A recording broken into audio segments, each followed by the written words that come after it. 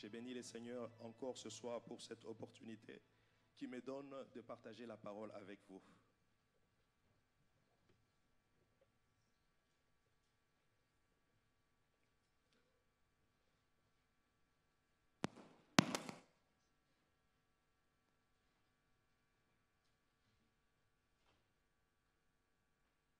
Nous allons ouvrir nos Bibles, s'il vous plaît, dans le livre de Genèse, chapitre 24.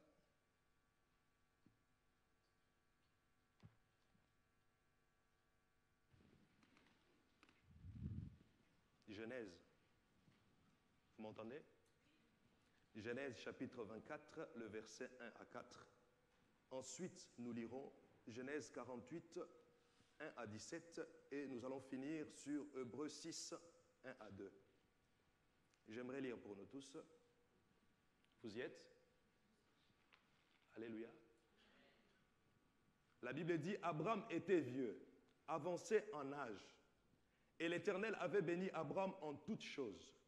Abraham dit à son serviteur le plus ancien de sa maison, l'intendant de tous ses biens, « Mais je te prie, ta main sous ma cuisse, et je te ferai jurer par l'Éternel, le Dieu du ciel et les dieux de la terre, de ne pas prendre pour mon fils une femme parmi les filles de Cananéens, au milieu duquel j'habite, mais d'aller dans mon pays et dans ma patrie, prendre une femme pour mon fils Isaac. » Le verset 5. Le serviteur lui répondit, « Peut-être la femme ne voudra pas-elle pas me suivre dans ce pays-ci? Devrais-je mener ton fils dans le pays d'où tu es sorti? » Et rapidement, Genèse 48, s'il vous plaît.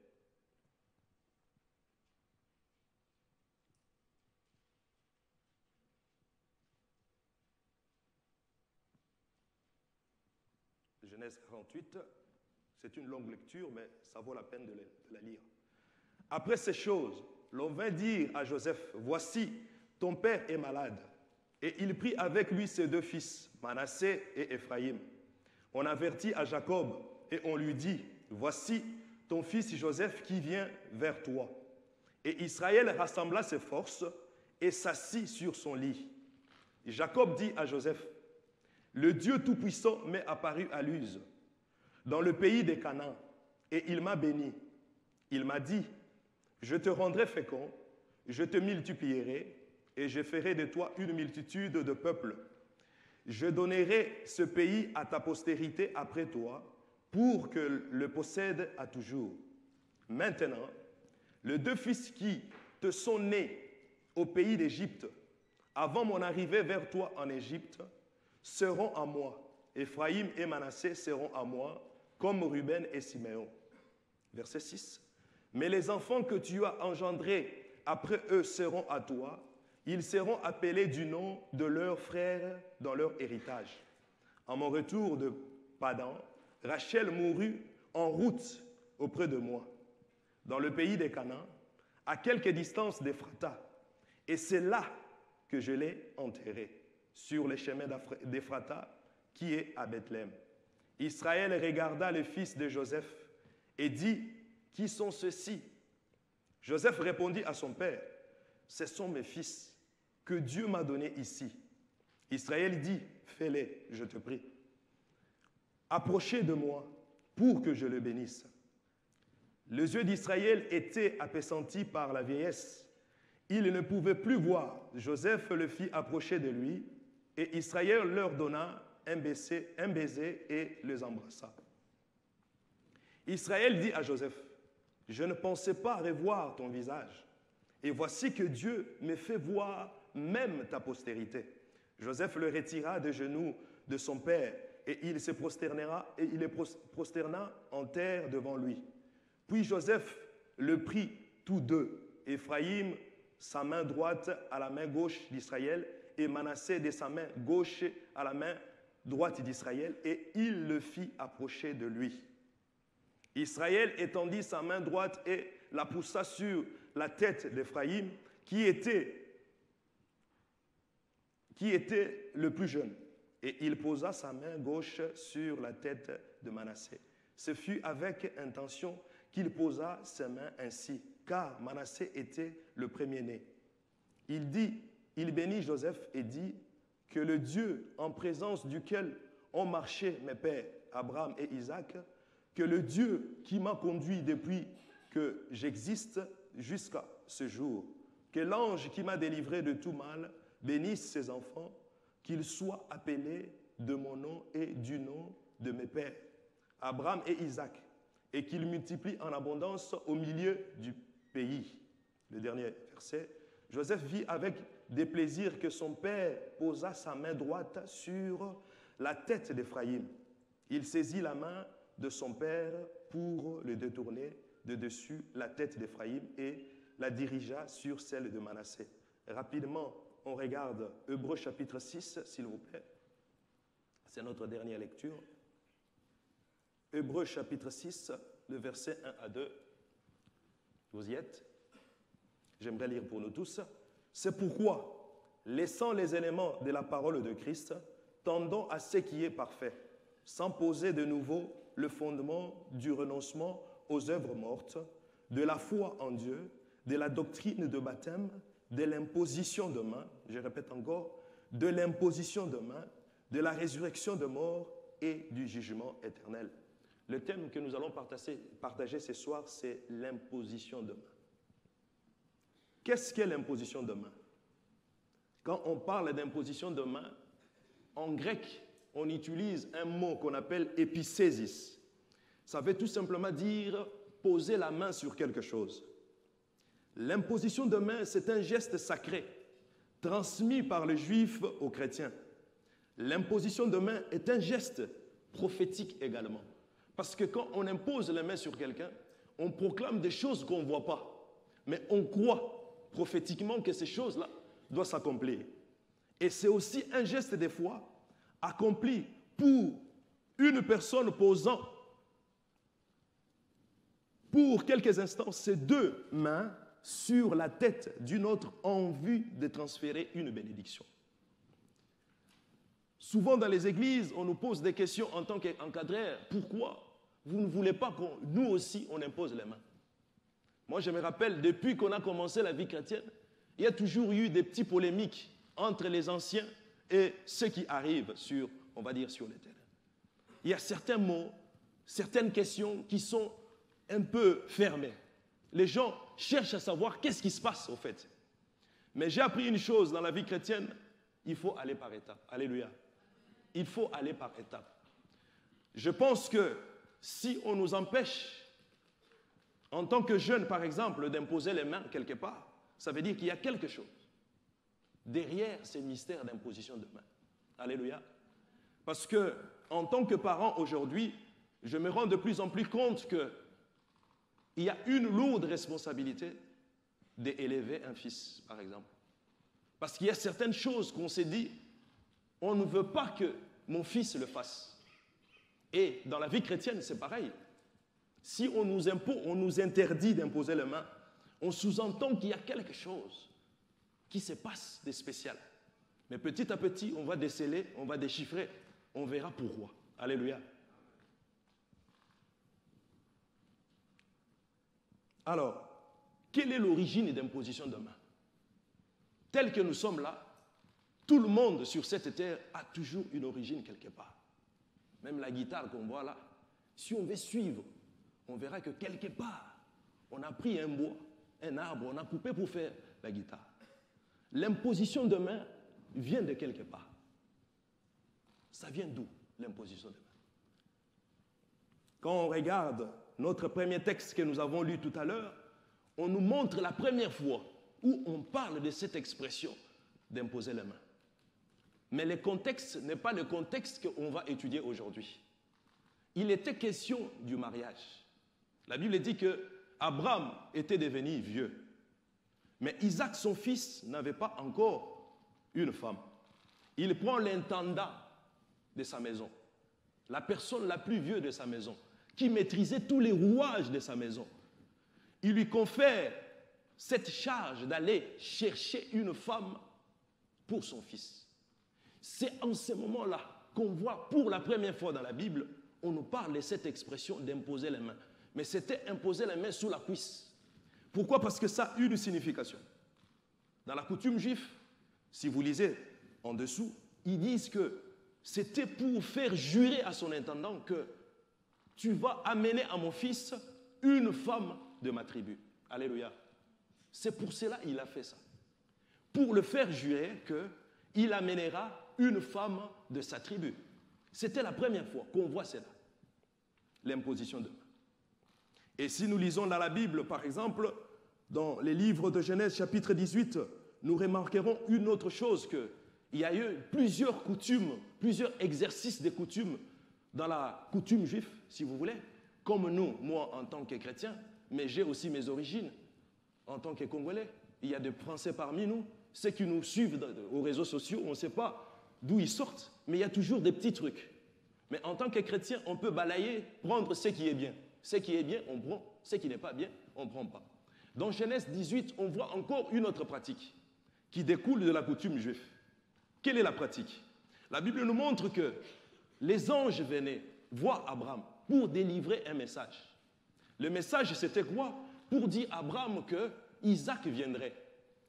Mais une chose qui est surprenante dans ce texte, on voit que Abraham va rapidement chercher quelque chose pour nettoyer, laver les pieds de ces gens-là qui amenaient un message. Alléluia. Donc c'est quelque chose qui se produit dans la coutume juive. Mais quand on lit encore les textes bibliques, nous remarquerons que dans le livre de Jean chapitre 13, de verset 1 jusqu'au verset 8 à 9, on voit le même geste se répéter par Jésus-Christ qui, lui, il lavait les pieds de ses disciples. Vous voyez? Donc il y a beaucoup de choses qui se passaient dans la Bible. Et la Bible, il faut savoir aussi comment la lire pour trouver ce que Dieu veut nous instruire là-dessus. Mais nous remarquerons que le geste que je viens d'énoncer ou d'énumérer tout à l'heure, on ne le retrouve pas dans la doctrine basique de l'Église évangélique. C'était un geste que Jésus a fait. Il y a beaucoup de certaines églises aussi le reproduisent. Mais après, chacun a sa révélation. On ne va pas entrer pour savoir le pourquoi du comment. Et la deuxième fois, on trouve encore l'imposition de main. C'est ce qui nous intéresse aujourd'hui. C'est dans le livre de Genèse, chapitre 48. On l'a lu tout à l'heure. Il était question de Jacob qui devait bénir les fils de Joseph. Mais le contexte, il est différent du contexte de Eliezer. Parce que Jacob devait libérer une bénédiction sur les fils d'Israël. C'est le contexte qui nous intéresse aujourd'hui d'imposition de main. Parce que quand Jacob le faisait, c'était pour libérer une bénédiction. Et c'est la première fois qu'on voit la culture d'imposition de main pour libérer une bénédiction. Alléluia. C'est la première fois qu'on voit dans la Bible que quelqu'un, il s'est dit, je vais imposer les mains pour libérer quelque chose. Alors, on ne sait pas si ça faisait partie du mœurs de l'époque, mais j'ai fouillé des textes bibliques et des textes extra-bibliques. Je n'ai pas trouvé, mais on regarde dans la lignée d'Abraham, c'est toujours quelque chose qui se répète, l'imposition de main, l'imposition de main. Et ça, c'est le contexte qui nous intéresse aujourd'hui. L'imposition de main en vue de libérer une bénédiction quelconque. L'imposition de main en vue de libérer une bénédiction quelconque. Alors, la chose la plus importante, depuis l'imposition de main qui s'est passée à l'époque quand Jacob a libéré la bénédiction dans la vie de fils de Joseph, nous remarquerons que c'était avant la loi que ça s'est produit. Et quand Moïse vient, nous lisons dans Lévitique chapitre 1, Moïse vient dans la loi, il amène aussi l'imposition de main. Chose étrange, l'imposition de main était avant la loi, mais on voit encore l'imposition de main dans les livres de Lévitique. Il était question de la personne qui péchait. La Bible nous montre qu'à cette époque-là, quand les gens péchaient, on trouvait un bouc émissaire, une brebis, on imposait la main sur la brebis. Et qu'est-ce qui s'est passé? C'est comme si on transférait le péché sur la brebis, et quand la personne coupait la tête de la brebis, il y avait un sang qui coulait. La Bible nous montre que ces sangs-là ne pouvaient pas ôter les péchés. Ces sangs-là couvraient justement le péché, mais ne ôtaient pas les péchés. Là, on retrouve encore l'imposition des mains dans la loi de Moïse. Ce n'est pas fini. Après la loi de Moïse, on voit Jésus-Christ, notre Seigneur, venir. Bien-aimés dans le Seigneur, si vous lisez les évangiles, je n'ai jamais vu quelqu'un imposer autant les mains comme Jésus-Christ. Alléluia. L'imposition des mains continue avec Jésus. Il impose les mains. La Bible dit aux paralytiques, il impose les mains, etc., etc. On trouve que cette démarche de l'imposition des mains qui était avant la loi, on la retrouve dans la loi de Moïse. Et quand Christ vient, il impose aussi les mains. Ce n'est pas fini. Christ, avant de partir, il dit à ses disciples, je ne vous laisserai pas orphelins. Je vous enverrai le consolateur, le Saint-Esprit. Et quand le Saint-Esprit vient, on voit dans les livres des Actes des Apôtres, bien-aimés dans le Seigneur, les apôtres n'ont jamais autant imposé les mains. Vous voyez comment l'imposition des mains, là on a pris l'imposition des mains, on avance avec l'imposition des mains. Dans les Actes des Apôtres, on voit les apôtres imposer les mains. Jean fait ceci, il impose les mains. Celui-là fait ceci, il impose les mains. L'imposition des mains continue. Et enfin, on retrouve l'imposition des mains dans les épîtres, qui veut dire que l'imposition des mains qui était à la base, entre guillemets, un geste de la coutume juive, mais on les retrouve dans la doctrine basique de l'Église évangélique. Alléluia. Répétez après moi, de la coutume à la doctrine basique. Encore une fois, de la coutume à la doctrine basique. Aujourd'hui, l'imposition des mains est entrée dans l'Église. Les gens imposent les mains. On impose les mains. Pour ceci, on impose les mains. Pour cela, tout le monde impose les mains. Parce que, à la base, c'était quelque chose qu'on a pris quelque part. C'est pour ça que j'ai dit, tout le monde a son origine. Même Élie, on dit Élie de Tishbit. Tout le monde a son origine. Et au jour d'aujourd'hui, vous verrez sur les réseaux sociaux, sur Internet, la plupart des sciences occultes aussi commencent à imposer les mains. Et certains d'entre eux, ils imposent les mains sur l'épaule droite ou gauche, si je ne me trompe pas. Et même dans la magie, si vous regardez sur Internet, on impose les mains. Vous voyez? À la base, c'était quelque chose, un geste qu'on peut dire banal, mais on le retrouve aussi dans la doctrine basique de l'Église évangélique. C'est pour cela, l'auteur aux Épîtres, aux Hébreux, il parle d'imposition de main. L'imposition de main. Alors, on retrouve aussi l'imposition de main dans la diversité d'opérations. La Bible dit, dans 1 Corinthiens chapitre 12, versets 4 à 6, il y a diversité de dons, mais le même esprit. Comme pour dire, celui qui veut entrer dans la dimension des dons spirituels, il faut s'attacher au Saint-Esprit. Et la Bible dit aussi, il y a diversité de ministères, mais le même Seigneur.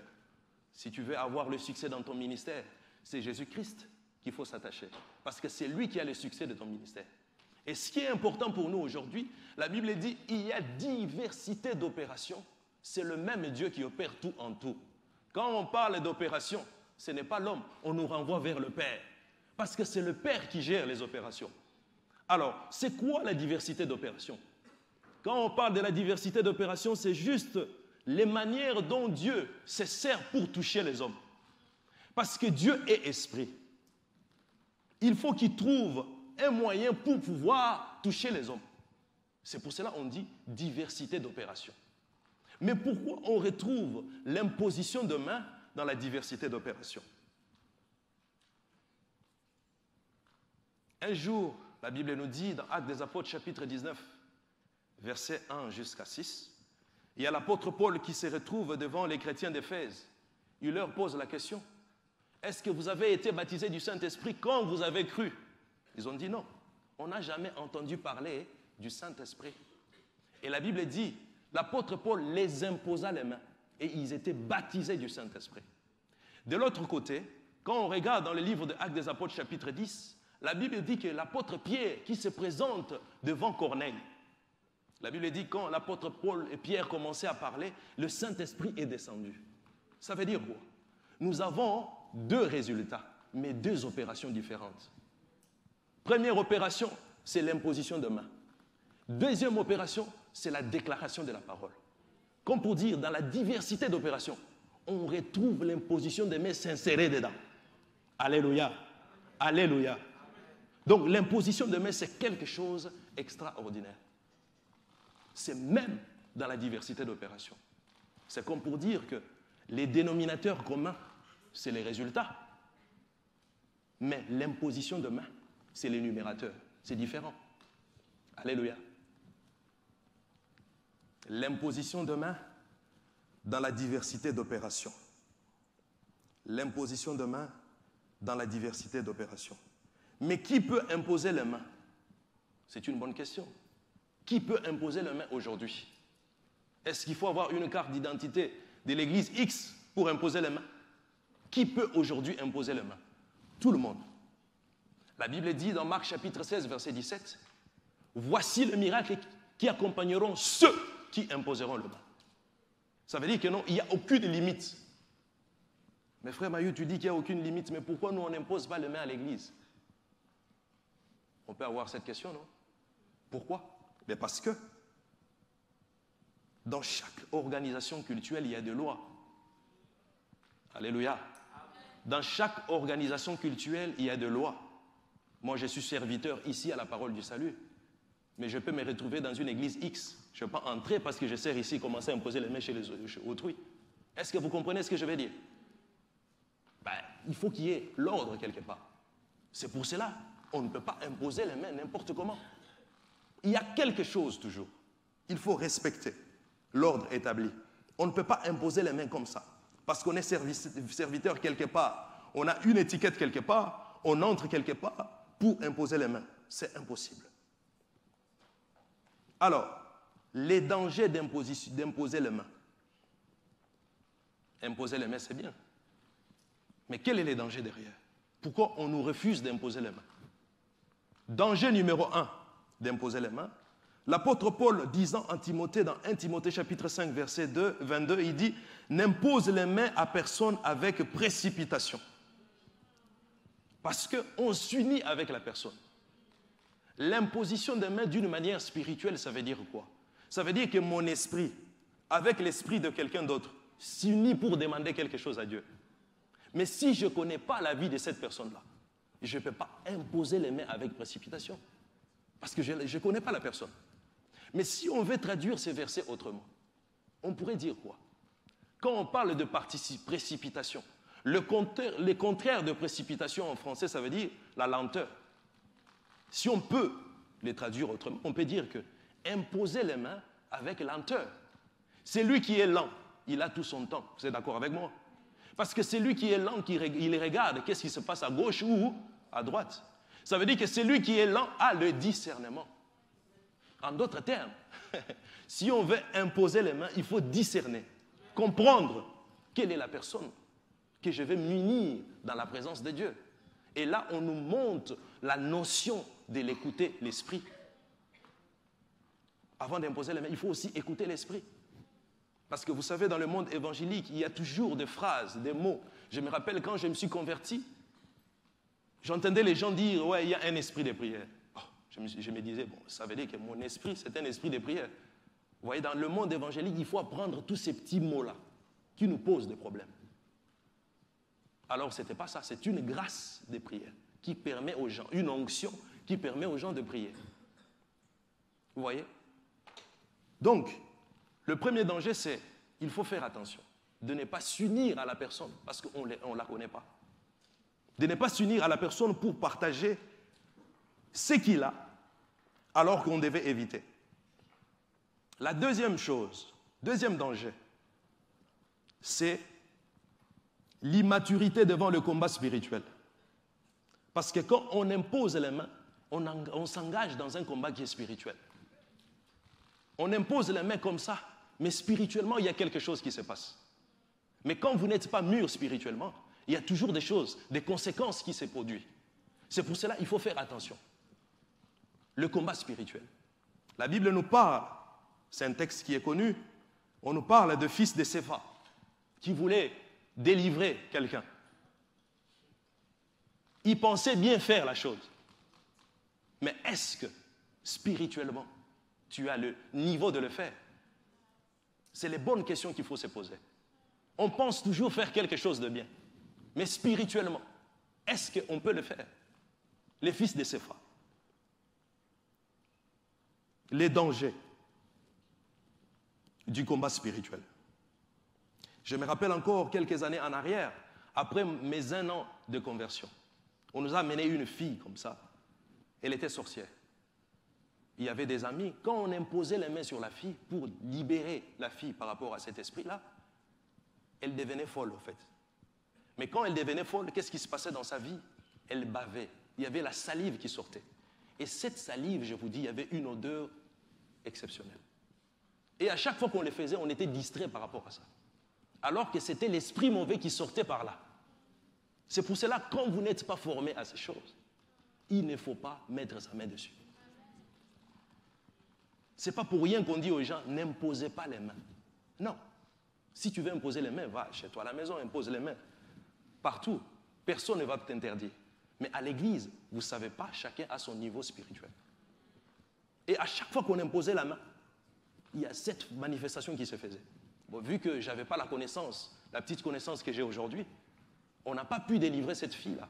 Parce qu'à chaque fois, c'est comme si elle tombait en extase. À chaque fois, c'était pareil. C'était en boucle. On ne trouvait pas des solutions. On ne savait pas quoi faire. À chaque fois, c'était toujours ça. C'était toujours ça. Quand on essaye d'imposer la main, elle bavait. Et il y avait une odeur exceptionnelle qui sortait. On n'a pas pu continuer la délivrance. Vous voyez? Il y a un combat spirituel qui est derrière l'imposition de main. Ce n'est pas pour rien qu'on vous interdit, faites attention avec l'imposition de main. C'est très dangereux l'imposition de main. Parce que derrière l'imposition de main, on verra ce qui se passe. Il y a des choses qui se passent dans l'imposition de main. Et quand on n'a pas compris ces choses-là, on ira comme ça. Essayer d'imposer les mains parce que c'est la routine, parce que tout le monde le fait. Mais tu ne connais pas, tu ne sais pas la dimension spirituelle que la personne a. Si cette personne se permet d'imposer les mains, tu ne sais pas. S'il a prié toute la nuit, tu ne sais pas. Sa vie de consécration, tu ne sais pas. Toi, tu veux imiter. C'est vrai qu'aujourd'hui, on fait des choses par imitation. Mais il y a certaines choses spirituelles qu'on n'imite jamais. Alléluia. Certaines choses, il ne faut pas les imiter. Laissez-les faire comme ça. Si c'est une tendance, tant mieux. Mais si Dieu ne m'a pas encore poussé dans ces choses-là, je reste dans mon coin. On n'est pas pressé. Vous voyez? C'est très important de savoir que derrière l'imposition de main, il y a un combat spirituel. On ne peut pas imposer les mains comme ça. Parce qu'il y a quelque chose qui se passe derrière. C'est pour cela, il ne faut pas aller comme ça. C'est très dangereux. Ensuite, nous allons voir maintenant les 2 grands principes d'imposition de main. Parce que vous savez, avec Dieu, Dieu travaille toujours avec des principes. Quand tu ne comprends pas les principes, tu vois les gens imposer les mains, tu te dis, ouais, moi aussi je peux le faire. Mais derrière, l'autre, il a compris un principe. Je vais vous délivrer un secret. Si vous voyez quelqu'un faire de grandes choses avec Dieu, sachez qu'il y a un principe ou une révélation à la base de tout ce qu'il fait. Il n'y a rien de hasard. Il ne faut pas entrer comme ça. Non. Frère, toi tu fais ça, ça marche. Continue de faire. Pourquoi tu me pousses de le faire? Je ne sais pas les principes que tu utilises. Donc avec Dieu, il y a toujours des principes. Quand on ne travaille pas dans les principes, on échouera toujours. On échouera, on ne comprend pas qu'est-ce qu'il fait. Pourquoi il fait? Pourquoi lui, n'importe quel cas de guérison, quand il impose les mains, même pas 2 secondes, il a toujours des résultats. Mais comment lui, il est fait? Toi aussi, tu es humain. Il a compris le principe. Ou il a une révélation derrière tout ce qu'il fait. Toi, tu ne peux pas venir comme ça parce que tu te dis c'est un humain. Toi aussi, tu peux faire ce qu'il fait. Non, on est tous humains, mais on n'a pas les mêmes révélations. Alléluia. On est tous humains, mais on n'a pas les mêmes révélations. Le principe numéro 1 d'imposition des mains. On impose les mains par la foi. Selon Marc chapitre 16, versets 17 à 18, on se base sur les promesses bibliques, au fait. L'enjeu est sur les promesses bibliques. Jésus a tout fait à la croix. Le problème, c'est la foi d'appeler ce qui n'était pas à l'existence dans l'existence. Jésus a tout fait à la croix. Quand les théologiens parlent de l'identification avec Christ, il y a des mots qu'ils utilisent. On est mort avec Christ, on est enseveli avec Christ, avec.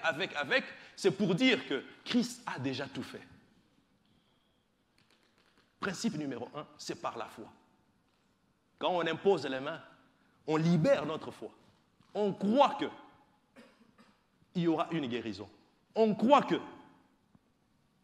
il y aura telle ou telle, importe quelle bénédiction. C'est ça le principe numéro 1. C'est par la foi. On libère notre foi. On se dit qu'il y a quelque chose qui va se passer quand j'impose la main sur quelqu'un. Il y a quelque chose qui va se passer.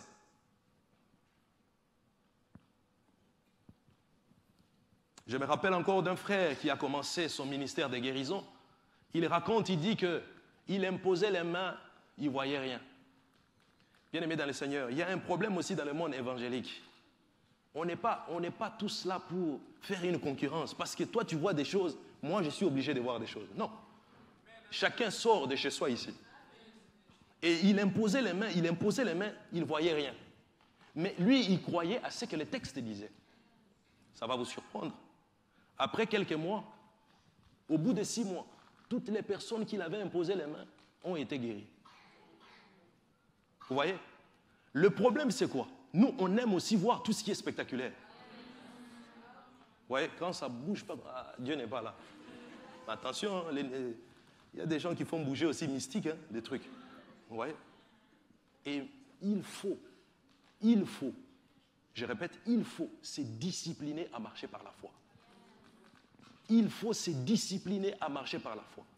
Et tous ces gens-là sont revenus des guérisons exceptionnelles, des guérisons. Il a dit, ah ouais, j'avais raison de ne pas arrêter. Il a continué encore dans l'imposition de main. Il a continué dans l'imposition de main et il voyait toujours des résultats dans son ministère. Et son ministère est allé de l'avant. Des résultats parce qu'il a cru à ses premiers principes d'imposition de main. C'est toujours comme ça. Tel que nous sommes là. Plusieurs parmi nous ont imposé les mains et ils ont oublié. Et quelques semaines, tu vois cette personne-là être en bon état. Tu as oublié parce que toi, tu étais attiré par ce qui est spectaculaire. Et quand ça ne bouge pas, tu dis que Dieu n'est pas là.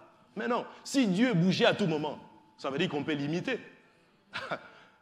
Vous êtes d'accord avec moi ou pas? Ah oui, il faut croire Dieu dans tous les systèmes, dans toute la diversité d'opérations de Dieu. Continuez à imposer les mains. Il ne faut pas lâcher parce que vous n'avez pas vu des résultats. Non, continuez à imposer les mains. Continuez à imposer les mains.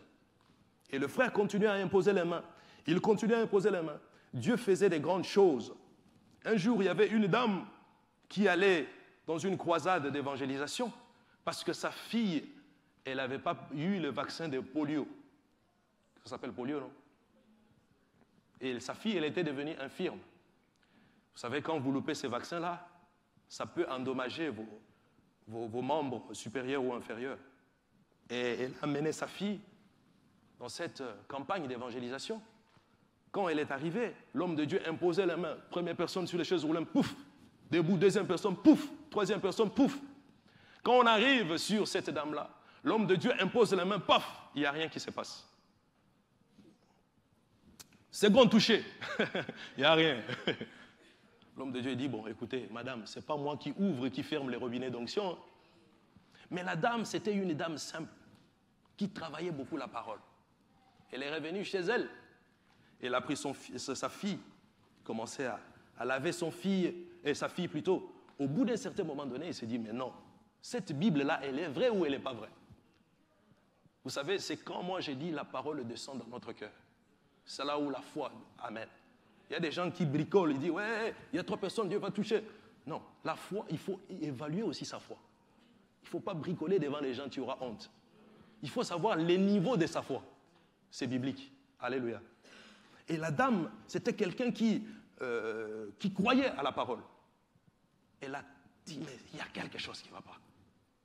Et selon Marc chapitre 11, verset 24, si vous croyez dans votre cœur, vous confessez de votre bouche, vous verrez des miracles.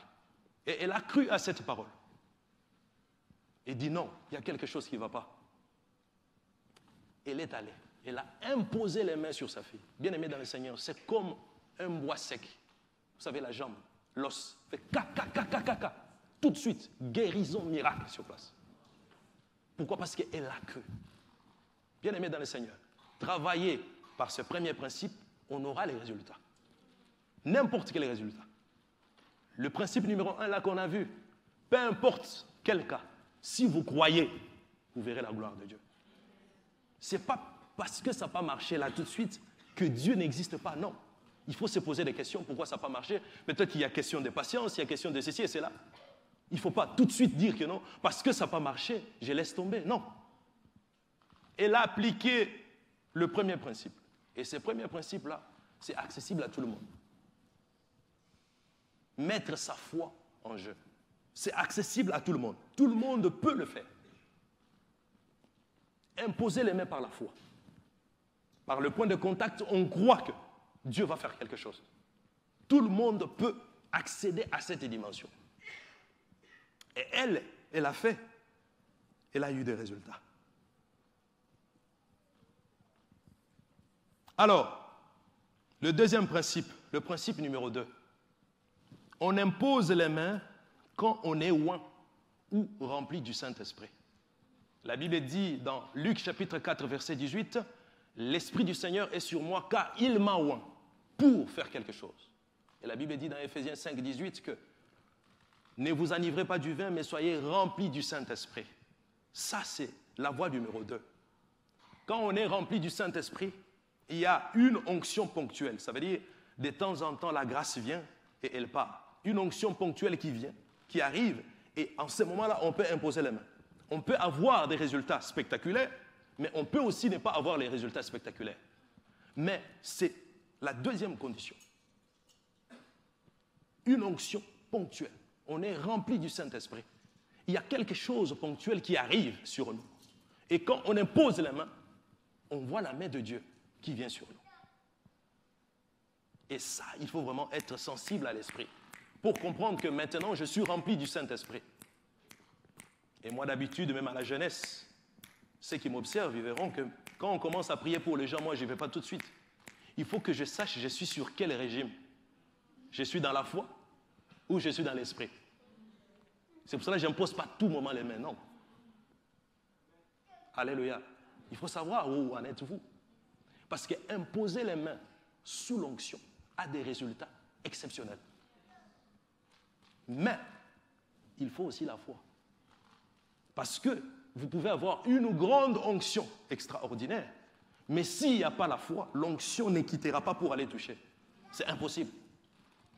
Il faut toujours une foi pour accompagner cette onction. Donc, deuxième condition, il est question de l'onction, être rempli du Saint-Esprit. Et moi, je les vois souvent aux affermissements, avant même les affermissements aussi. J'impose la main chaque année, les gens qui veulent recevoir le baptême du Saint-Esprit. J'impose la main. Parce qu'il y a certaines choses qu'on appelle des choses qui sont dans notre actif. Alléluia. Il y a des choses que Dieu nous surprend en exerçant un ministère. Mais il y a des choses qui sont déjà dans notre actif, qu'on ne force pas. Parce qu'il y a une onction qu'on appelle résiduelle qui est dedans. C'est pour cela, les gens pensent que les choses de Dieu, c'est comme ça. Non, on a besoin de la tête pour comprendre aussi comment Dieu fonctionne. Alléluia. On comprend, mais on ne maîtrise pas Dieu. Alléluia. Et ça, toujours, chaque fois. Parce que la première fois que ça m'est arrivé, après 1 an de conversion, j'ai apporté la parole à quelqu'un que je connaissais dans mon quartier. Tout de suite, la personne a cru. J'ai dit, on va aller jusqu'au bout de la Bible. Jésus, qu'est-ce qu'il faisait? Quand les gens acceptaient Christ, il priait pour eux, pour qu'ils reçoivent le baptême du Saint-Esprit. Et tout de suite, j'ai imposé la main sur la personne, ça marchait. Deuxième personne, ça marchait. J'ai compris, ça fait partie des actifs. Vous savez, quand vous êtes, au bout d'un certain moment donné, avec votre carte bancaire, vous savez ce que vous avez à la banque. Mais s'il n'y a rien, ça ne passe pas. Est-ce que vous avez jamais remarqué ça? Il faut savoir ce que vous avez dans votre actif. Ça, on ne force pas. Quand vous n'avez pas, vous verrez que la carte, elle retourne d'elle-même. Pour dire que je ne veux pas. Voilà. Donc, deuxième principe, on impose la main par l'onction du Saint-Esprit. Ensuite, nous allons voir maintenant quelques cas pratiques. Là où on a imposé les mains. Cas numéro 1. Nous voyons dans le livre de Marc chapitre 10, versets 13 à 16, on voit qu'on impose les mains pour libérer une bénédiction quelconque. C'est ce qu'on a vu dans notre introduction. C'est ça la base de l'imposition de main. On impose les mains pour libérer une bénédiction quelconque. N'importe quelle bénédiction. Vous voulez avoir un permis de conduire, vous allez voir une sœur, un frère que vous avez confiance. Vous priez avec lui, il vous impose la main. C'est une bénédiction qu'il a libérée. Ça, c'est le cas numéro 1. On impose les mains pour recevoir une bénédiction, quelle que soit la bénédiction. Parce que, au fait, si vous voulez, la bénédiction, c'est une faveur. Elle n'est pas matérielle. Et quand on impose les mains, c'est comme si, en esprit, on tire quelque chose. Une faveur de Dieu sur nous. C'est pour cela, dans Marc chapitre 10, versets 13 à 16, on voit Jésus dire que « Laissez venir à moi les enfants ». Parce que la Bible dit que non, il les bénissait en leur imposant les mains. Le geste de contact pour libérer quelque chose. Ça, c'est le cas numéro 1. Donc, peu importe quelle bénédiction, en imposant les mains, on reçoit quelque chose. Ensuite, cas numéro 2, on impose les mains en vue de recevoir le baptême du Saint-Esprit. Je l'ai illustré tout à l'heure en Actes des Apôtres, chapitre 19, versets 1 à 6, en parlant de l'apôtre Paul quand il est arrivé à l'Éphèse. Il dit que, est-ce que vous avez, quand vous avez cru, vous avez été baptisé du Saint-Esprit? Ils ont dit non. L'apôtre Paul a imposé la main pour pouvoir libérer la grâce afin que les gens reçoivent le baptême du Saint-Esprit. La Bible nous montre aussi dans Actes des Apôtres, chapitre 8, versets 14 à 17, on nous montre que les Samaritains avaient reçu Jésus-Christ dans leur vie, mais ils n'étaient pas encore baptisés du Saint-Esprit. L'Église a envoyé Pierre et Jean pour imposer les mains à ces gens-là, en vue de recevoir le baptême du Saint-Esprit. Donc, cas numéro 2, on nous montre que c'est pour, bien évidemment, recevoir quelque chose venu de la part de Dieu. Ensuite, nous voyons le cas numéro 3, on impose les mains pour communiquer les dons et transférer l'onction. La Bible dit dans Romains chapitre 1, verset 11, l'apôtre Paul dit « Je désire vous voir pour vous communiquer quelques dons ». C'est en imposant les mains qu'on communique quelque chose. Je tire votre attention pour vous dire que l'imposition des mains n'est qu'un geste de contact. Et ce qui se passe, c'est autre chose. Vous faites juste un pont entre vous et la personne. Donc, là, on nous dit qu'il impose les mains en vue de recevoir, de communiquer des dons spirituels, transférer l'onction. Et on voit aussi dans Deutéronome chapitre 34, verset 9, on nous parle de Moïse qui a imposé ses mains sur Josué, le fils de Nun, et il a reçu quelque chose de la part de Dieu. Je me rappelle encore quand je suis arrivé en France, j'ai fréquenté une église à Grenoble, chez l'apôtre Pierre Trouchel. À chaque fois, j'allais le voir. J'ai dit, impose-moi les mains. Il m'imposait les mains. Il imposait les mains. C'est vrai que ça fait des années, mais il y a des choses que je vois déjà par lui. Il m'a imposé les mains. Mais il m'a toujours dit, il m'avait dit quelque chose. Il dit, frère, je vais t'imposer les mains. Sache une chose, qu'il y a certaines choses qui seront transmises dans ta vie que selon la volonté de Dieu. Parce qu'on voit beaucoup de gens aujourd'hui, ils vont à gauche, où on impose les mains, à droite, on impose les mains, mais on ne voit rien. Parce que c'est dans la volonté de Dieu que nous voyons certaines choses. On peut vous imposer les mains autant que vous voulez. Mais si ce n'est pas dans la volonté de Dieu, il y a certaines choses que vous ne verrez jamais. Je me rappelle encore, il y a un frère qui, lui, il avait commencé une église, mais il cherchait une croissance numérique. Et le monsieur est allé voir une dame qui est déjà morte, que Dieu a utilisée puissamment dans notre pays. Et cette dame l'a imposé des mains. Et au bout de quelques années, Le monsieur a attendu pour voir la croissance de l'Église. Donc ça veut dire que ça peut marcher tout de suite ou ça peut mettre du temps. Donc, on peut transférer quelque chose par l'imposition de main. On peut libérer quelque chose d'important. On peut changer de vie en libérant une onction exceptionnelle dans la vie de quelqu'un. Et point numéro 4, le cas numéro 4, on impose les mains pour recevoir la guérison divine. La Bible nous dit dans Luc chapitre 4, verset 40, « Il impose les mains sur tous ceux qui étaient malades. » Un jour, on amène à Jésus plusieurs personnes. Et Jésus commençait à imposer les mains. Toute personne qui était là, il a imposé les mains et il y avait des résultats extraordinaires. La guérison nous appartient, comme j'ai dit tout à l'heure. C'est qu'il suffit juste de croire à la parole de la croix pour libérer cette guérison. La guérison plane partout. Mais c'est à nous de l'attirer, d'appeler la guérison de venir en libérant notre foi, en imposant les mains. Et dans ma vie personnelle, j'ai vu beaucoup de guérisons de la sorte. Avant, quand je ne savais pas le régime, quel régime, par la foi ou pas, moi je pensais qu'il faut que je sente toujours quelque chose pour imposer les mains. Au bout d'un certain moment donné, j'ai commencé aussi à imposer les mains par la foi. J'ai vu beaucoup de résultats. Beaucoup de résultats à distance, de près ou de loin. Il y avait des résultats. Je me rappelle, une fois, il y avait une sœur qui m'a dit « Ouais, mon frère, j'ai un problème au niveau de la colonne vertébrale. J'impose les mains par la foi. » Elle s'est sentie bien. Mais au bout de quelques jours, ça n'allait pas. Et j'ai fait ce qu'on appelle un second toucher.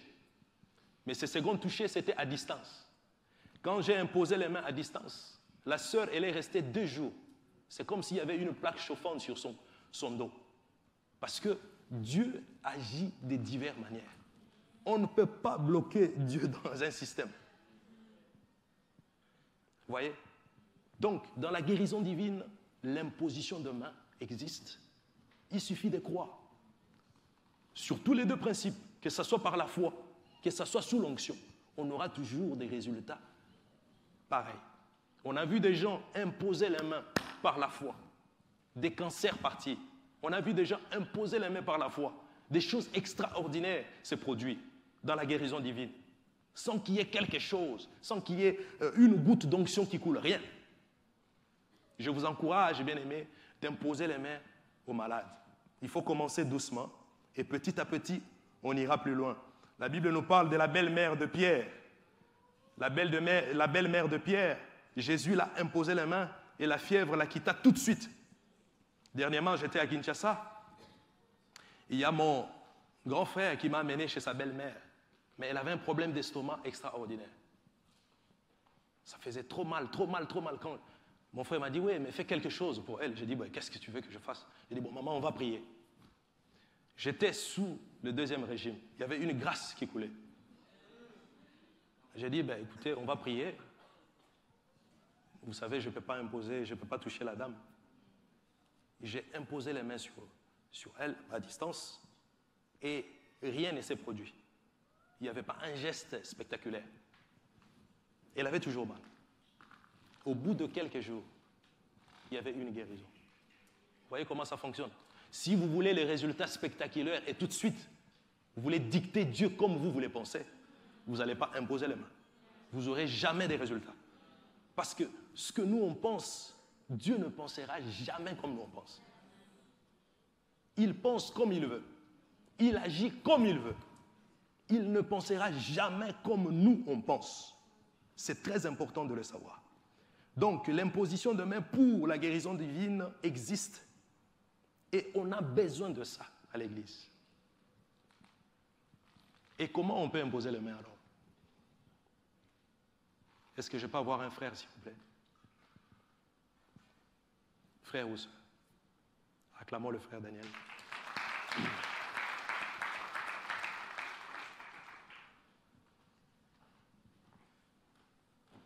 Quand on impose la main, on pose la main, on ne pousse pas la main.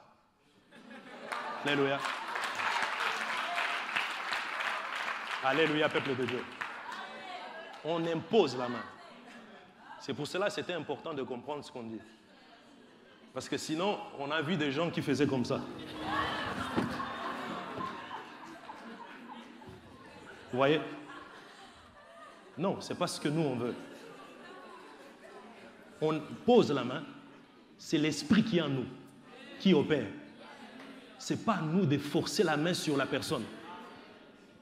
Je me rappelle, après notre conversion, j'avais un frère qui lui disait, je vais faire un pont. Je ne sais pas comment on dit ça en français. Tellement qu'il y avait un pasteur qui voulait à tout prix que le frère tombe. Le frère est descendu comme ça. C'était pour montrer au pasteur que laisse-moi tranquille. Amen, peuple de Dieu. L'imposition de main, on ne force pas. On pose la main. Frère, tu as eu mal? On pose la main sur la personne. On pose la main sur la personne. Vous voyez? Je pose la main.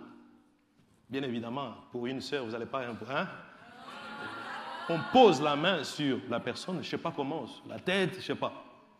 Et quand je pose la main, moi je crois à la source, à l'esprit, que c'est l'esprit qui va agir.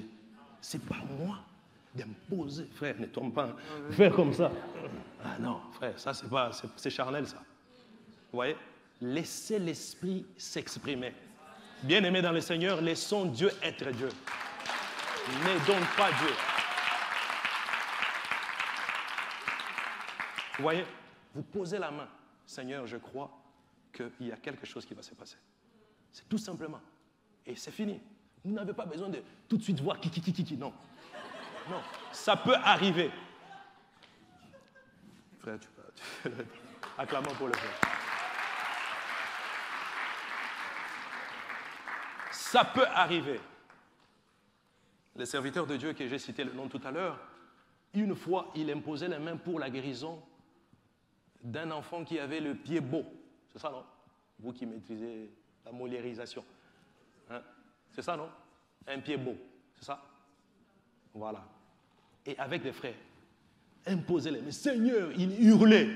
Seigneur, Seigneur, viens, Seigneur, viens, Seigneur. C'est pour cela que je dis que dans l'imposition de main, des fois, il faut être attentif à l'esprit. Ils imposaient. Il n'y avait rien qui s'est passé. Je vous dis vraiment rien. Ils imposaient. Au bout d'un certain moment donné, il s'est dit, mais non, il y a quelque chose qui ne va pas. Il reste calme. L'esprit lui dit, pas à ses pieds. Bien-aimé dans le Seigneur, quand il a parlé à ses pieds, tchac, comme ça, d'une manière spectaculaire. Il s'est dit, c'est pas toujours comme on pense. On revient sur l'imposition des mains. Ça, c'est les actes d'imposition des mains. L'imposition des mains, c'est les gestes. Alors, encore, 5e point. On impose les mains pour la délivrance. Comme j'ai dit tout à l'heure, dans l'illustration, on a imposé les mains pour libérer l'esprit qui était sur cette fille-là. Il y avait la salive qui coulait, qui tombait. On impose les mains pour une délivrance, pour libérer l'esprit mauvais qui est dans la personne, chez la personne, en imposant les mains. La Bible nous montre que Jésus, un jour, il entre dans le temple, il y avait une dame qui avait une main sèche. Jésus tire la main de la dame et il impose la main. Parce qu'il y a aussi dans la guérison des os. Et quand on parle que de la guérison, on peut véhiculer l'onction dans la vie d'une personne, redresser le pied ou la main. Ça, c'est autre chose. Et Jésus, il impose la main sur la femme tout de suite. Les démons est parti et la femme était instantanément guérie. Donc, on peut imposer la main aussi pour la délivrance. C'est biblique. Ça fait partie des cas où on retrouve l'imposition de main. Ensuite, on impose la main pour l'ordination du ministère. Pour ceux qui sont appelés à être pasteurs, vous connaissez. Donc, au bout d'un certain moment donné, quand votre ministère est reconnu, qu'est-ce qui se passe? Il faut passer par l'ordination ministérielle. C'est pour cela, quand on lit dans le livre des Actes des Apôtres, chapitre 13, versets 1 à 3, la Bible dit que non, ils étaient tous ensemble en jeûne et en prière, au bout d'un certain moment donné, l'Esprit dit, mettez Paul et Barnabas à côté pour l'œuvre à laquelle je les ai choisis. On impose les mains pour ordonner un ministère. Que Dieu vous bénisse. Nous allons tous nous lever. Qu'est-ce qui va se passer aujourd'hui? Aujourd'hui, déjà, pour tous ceux qui n'ont pas encore accepté Jésus-Christ dans leur vie, ils peuvent passer devant. Et ensuite, nous allons prier pour ceux qui ont eu le baptême du Saint-Esprit dans leur vie et qui l'ont perdu.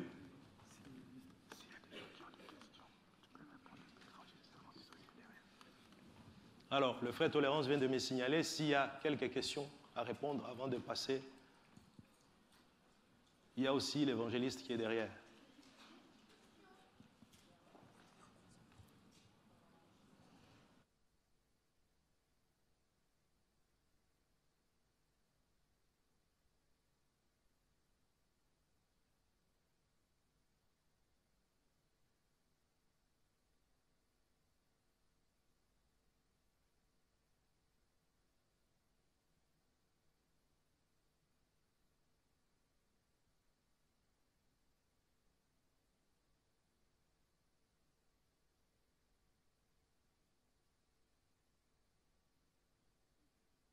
On va prendre juste 3 questions, courtes et claires, et puis voilà.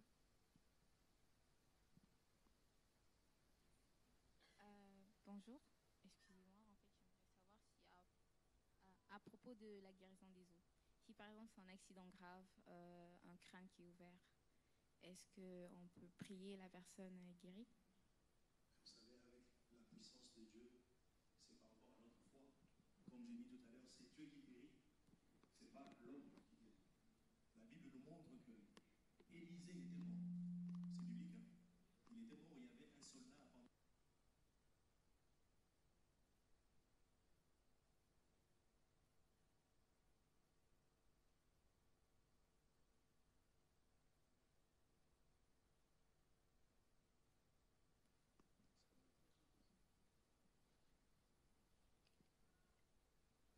Bonjour.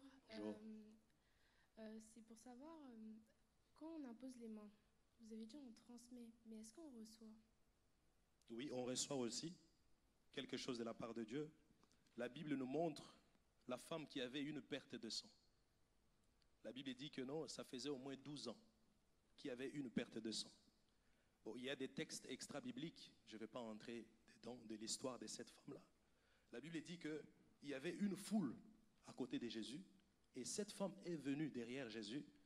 Il a touché le pan de sa robe, et Jésus dit à ses disciples, il y a une force qui sort de moi. Il y avait quelque chose qui est sorti de la femme. Et Jésus pose la question à ses disciples, quelque chose est sorti de moi. Et les disciples lui disent, il y avait beaucoup de gens, tu nous dis qu'il y a quelque chose qui sort de nous, qui est sorti de toi. Donc c'est biblique. Et d'ailleurs, même Jésus lui-même, je n'ai pas les textes en mémoire, au bout d'un certain moment donné, il recommande aux gens de toucher le pan de sa robe. La Bible dit parce qu'il y avait une force qui sortait de lui. Voilà. En d'autres termes, dans ces tests-là, c'est la femme qui a touché Jésus. C'est la foi de la femme. On peut dire que c'est elle qui a touché, mais au moment où elle touchait, elle a reçu quelque chose. Ce n'est pas Christ qui l'a touché, c'est elle qui a touché et elle a reçu quelque chose. Dernière question. Bon, deux petites questions. Une question, frère. Une question. Une question. Bon. D'accord. Lorsque nous voulons donc imposer les mains à une personne et que on se rend compte que notre marche... Bon, j'enlève la petite question que j'avais posée. Je pose une autre. Excusez-moi. Oui, la question que j'aurais voulu demander, lorsqu'on veut imposer les mains à une personne et que l'on se rend compte que... Oui, on se rend compte que la personne n'est pas concernée. On devait, par exemple, oindre, je ne sais pas, une personne pasteur, une personne appelée au ministère.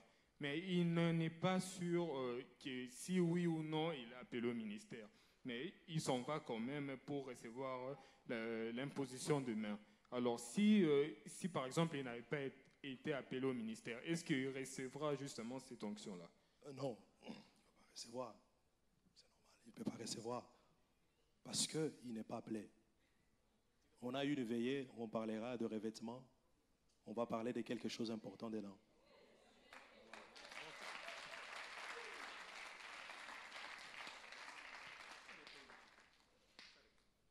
Ok. Bon. On va permettre une dernière personne et l'évangéliste va répondre. Bonsoir. J'ai une question. Est-ce que pour imposer la main, on doit nécessairement avoir une conviction ou on peut le faire parfois, ou les deux vont de pair? Alors, il y a deux principes simples. Principe numéro 1, on est conduit par la Bible. Principe numéro 2, on est conduit par l'Esprit. L'Esprit et la Bible ne peuvent jamais se contredire. Soit c'est la Bible ou soit l'Esprit. Et je pense que la Bible est claire. La Bible dit tout ce qui n'est pas fruit d'une conviction est péché. Donc je ne peux pas me permettre déjà d'imposer les mains si je ne suis pas convaincu. Sinon je serai en train de pécher, entre guillemets, si je peux dire ça. Même pour manger, il faut être convaincu que je dois manger. Sinon c'est compliqué. Ok, frère Maillon, on continue le programme. Merci. Alors, comment ça va se passer? Tous ceux qui n'ont pas encore accepté Jésus-Christ dans leur vie, ils vont avancer premièrement s'il y a des gens qui n'ont pas accepté Christ dans leur vie. Ensuite, tous ceux qui ont perdu le parler en langue dans leur vie passeront. Et ceux qui n'ont jamais parlé en langue viendront. Et nous allons conclure par l'imposition de main pour tous ceux qui sont malades. Amen. Il y a des référents, des intercesseurs. On va imposer la main. Alors, on commence par tous ceux qui n'ont pas encore accepté Christ dans leur vie. Ils peuvent passer. Gloire à Dieu, tout le monde a accepté Christ. Ensuite, on s'élève tous. Frère Mardoché.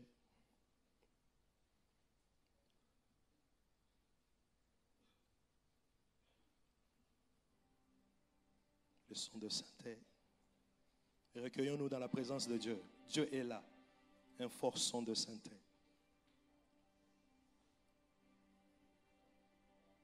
Sentez la présence de Dieu.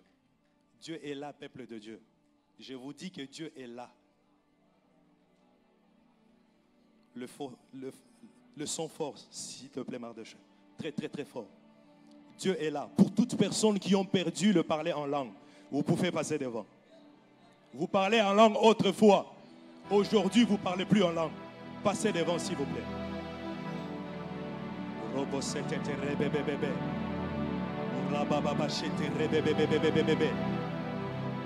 La grâce de Dieu est là déjà. Autrefois, tu parlais en langue. Maintenant, tu ne parles plus en langue. Je sens un manteau spécial. Je sens l'onction d'une manière particulière. Frère, lève-toi. Frère, lève-toi, parce que la grâce de Dieu est là. Déjà, cet endroit-là, il y a une forte présence de Dieu.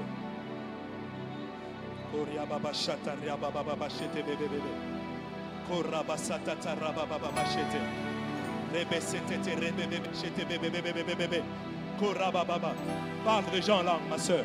Parle déjà en langue. La main de Dieu est sur toi. Parle déjà en langue. Et toi aussi. Parle déjà en langue. Je sens une forte onction. Parle déjà en langue. Parle en langue. Parle en langue. Parle en langue. Parle en langue. Parle en langue. Je sens la grâce de Dieu en ce lieu. La grâce de Dieu est en ce lieu d'une manière extraordinaire. La gloire de Dieu est en ce lieu d'une manière extraordinaire. La gloire de Dieu est en ce lieu d'une manière extraordinaire. Un manteau de Dieu en ce lieu. Parle en langue, parle en langue, parle en langue, parle en langue, parle en langue, parle en langue. Rabababa shatata satatatata. Go rabababa satatatatata. Très bien, tu parles en langue. Ratatatatata. La gloire de Dieu est là. La gloire de Dieu est là. D'une manière exceptionnelle. La gloire de Dieu est là. Sentez la présence de Dieu. La gloire de Dieu est là. La gloire de Dieu est là. La gloire de Dieu est là. La gloire de Dieu est là. Maintenant, tous ceux qui ne parlent pas en langue, vous pouvez passer devant. Tous ceux qui ne parlent pas en langue.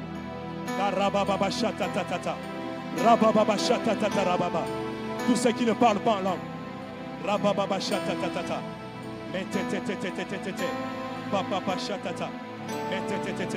Commencez à parler en langue. Commencez à parler en langue. Commencez à parler en langue. Commencez à parler en langue. La gloire de Dieu est en ce lieu. Le Seigneur remplit son temple. Le Seigneur remplit son temple. Parle en langue. Parle en langue. Parle en langue. Parle en langue. Parle en langue. Tous ceux qui ne parlent pas en langue, commencez à parler en langue. Rebesetetete. Marababashatatata. Karatatatatatatata. Rabasatatatata. Merebesetete. Korababashatata. Marababasatata. Metetetetete. Korababasatata. Merebebesetete. Merebebesetete. Parlez en langue, parlez en langue. Parlez en langue, parlez en langue. Parlez en langue, parlez en langue. La main de Dieu est là. Parlez en langue, parlez en langue. La main de Dieu est là. Parlez en langue, parlez en langue, parlez en langue. La main de Dieu est là. La grâce de Dieu est là. La grâce de Dieu est là. Je sens une onction ici. Recevez cette grâce. Recevez la grâce de Dieu. La grâce de Dieu est là. La grâce de Dieu est là. La grâce de Dieu est là. La grâce de Dieu sanctifie en ce lieu. La grâce de Dieu est là. La grâce de Dieu est là. La grâce de Dieu est là. La grâce de Dieu est là. La grâce de Dieu est là. La grâce de Dieu est là. La grâce de Dieu est là. La grâce de Dieu est là. La grâce de Dieu est là. Parlez en langue. La grâce de Dieu est là. Merci Seigneur. Merci Seigneur pour ceux que tu baptises de l'Esprit. Pour ceux-là qui sont remplis de l'Esprit. Merci mon Dieu, mon roi. Merci pour ta grâce. Merci pour ta grâce. La main de Dieu est là. Merci pour ta grâce. Merci pour ta grâce. Merci pour ta grâce. Mon rababa setetetete. Metetetetetetete. Mon rebebe shetetetete. Mon rebe setetetete. Mon rebebe shetetetetete. Matatatatatatatata. Mon rababa shetetetete. Mon rebe setetetetete. Mon rababa satata shatata. Merci Seigneur pour le baptême que tu donnes. Merci pour le baptême que tu donnes. Merci pour le baptême que tu donnes. Merci pour le baptême que tu donnes. Merci pour le baptême que tu donnes. Korabasete. Morabababashete. Metetetetetete. Morebebesetetetetete. Morababasatata. Metetetetetete. Morababashatatata. Kerebesetete. Dieu touche. Le Seigneur touche. Le Seigneur touche. Le Seigneur fait du bien. Mouria babasata. Merebesete. Morababasata. Korababasata. Sentez la présence de Dieu. Sentez la présence de Dieu. Sentez la présence de Dieu. Sentez la présence de Dieu. Sentez la présence de Dieu. Sentez la présence de Dieu. Sentez la présence de Dieu. Sentez la présence de Dieu. Murababashatata. Metete rebebesete. Metete ketete. Murababasatata. Metete shetetete. Metete. Merci pour le baptême de l'Esprit que tu donnes, Seigneur. Merci pour le baptême de l'Esprit que tu donnes, Seigneur. Merci pour le baptême de l'Esprit que tu donnes. Merci pour le baptême de l'Esprit que tu donnes. Merci pour le baptême de l'Esprit que tu donnes. Merci pour le baptême de l'Esprit que tu donnes. Merci pour le baptême de l'Esprit que tu donnes. Mama shatata. Morababasata. Metetete. Morababasatata. Metetete shete. Mudibisatata. Merci pour le baptême de l'Esprit. Merci pour le baptême de l'Esprit. Merci pour le baptême de l'Esprit. Merci pour le baptême de l'Esprit. Merci pour le baptême de l'Esprit. Merci pour le baptême de l'Esprit. Merci pour le baptême de l'Esprit. Merci pour le baptême de l'Esprit. Merci pour le baptême de l'Esprit. Merci. Merci pour le baptême de l'Esprit. Potatachete. Patatachete. Metete kesete. Usiketete. Matatachete. Utiketeteche. Metete. Merci pour le baptême de l'Esprit. Merci pour le baptême de l'Esprit, Seigneur. Merci pour le baptême de l'Esprit, Seigneur. Merci pour le baptême de l'Esprit. Merci pour le baptême de l'Esprit. Merci pour le baptême de l'Esprit.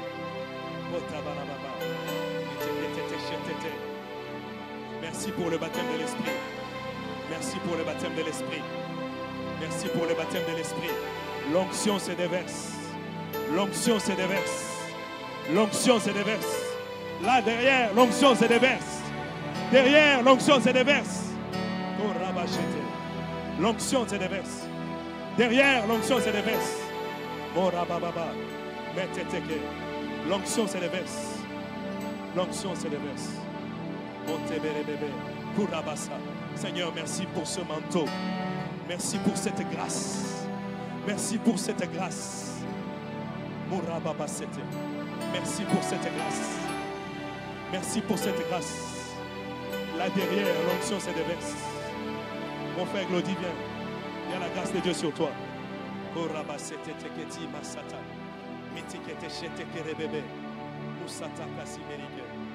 Lève tes mains là où tu es. Seigneur, merci pour ce que tu fais dans cette vie. Merci. Merci pour ta grâce. Merci Seigneur. Merci Seigneur. Merci pour ta grâce. L'onction ne fait que s'accroître. L'onction ne fait que s'accroître en ce lieu. L'onction ne fait que s'accroître en ce lieu. Mais c'était Kérébé. Amenez-moi celle-là. Urababasata tachete. Keresekete kerebe. Utatachata ratata. Usite keretete kesime. Ulibisiketete. Urabasatata. L'onction de Dieu est là. L'onction ne fait que s'accroître ici. Merci Seigneur pour ce que tu fais. Uriabasata tachete. Urabasata tachete. Metete cheke. Umasata.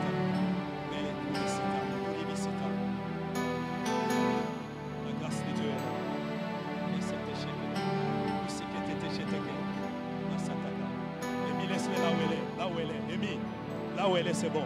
Lève tes deux mains, laisse-la là où elle est. Regarde-moi. Lève tes deux mains, regarde-moi.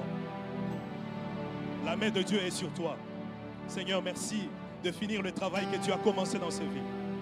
Dans le nom de Jésus. Reçois cette grâce. Merci. Merci Seigneur. Il y a une grâce qui va monter de haut en bas dans ta vie. Il y a une grâce. Seigneur, merci. Reçois cette grâce. Seigneur, merci pour ta grâce. Merci pour ta grâce. Maintenant, nous allons prier pour tous ceux qui sont malades.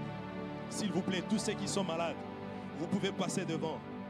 Il y a les référents, les intercesseurs. On va imposer les mains sur vous. Tous ceux qui sont malades, s'il vous plaît. Tous ceux qui sont malades. Tous ceux qui sont malades.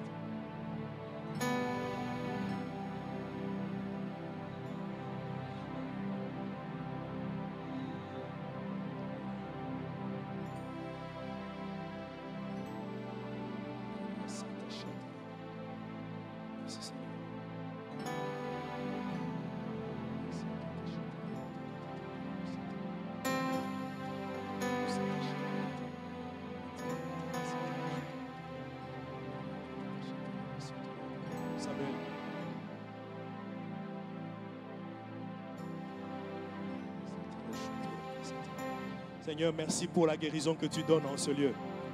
Merci pour la guérison, mon Dieu, mon roi. Merci pour la guérison, Seigneur. Merci pour la guérison. Merci pour la guérison, mon Dieu, mon roi. Merci pour la guérison. Nous te bénissons pour la guérison.